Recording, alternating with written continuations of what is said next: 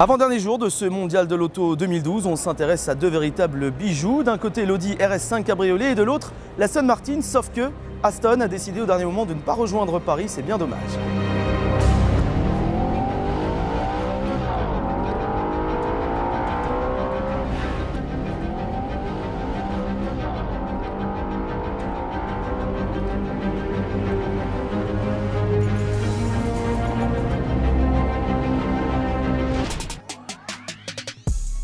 L'Audi R5 Cabriolet est bien l'une des stars de l'édition 2012 du Mondial de l'Auto.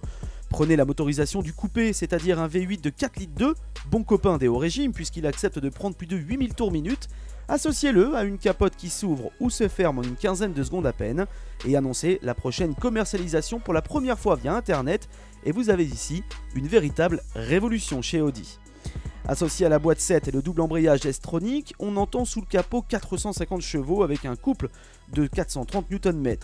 La bride vitesse, elle, est toujours là, 250 km/h, mais avec un peu de malice, c'est-à-dire une option, elle peut être portée à 280 km/h.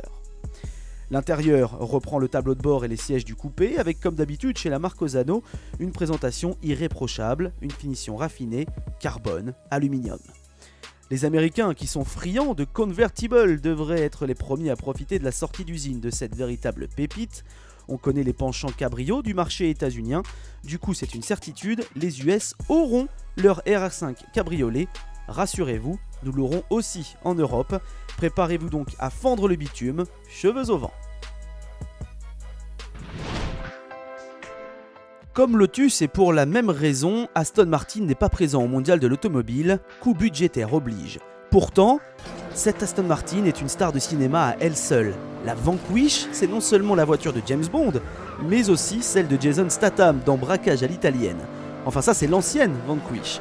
Sauf qu'Aston Martin n'est pas là, donc on le disait pour la deuxième fois d'affilée, on aurait vraiment aimé en savoir plus.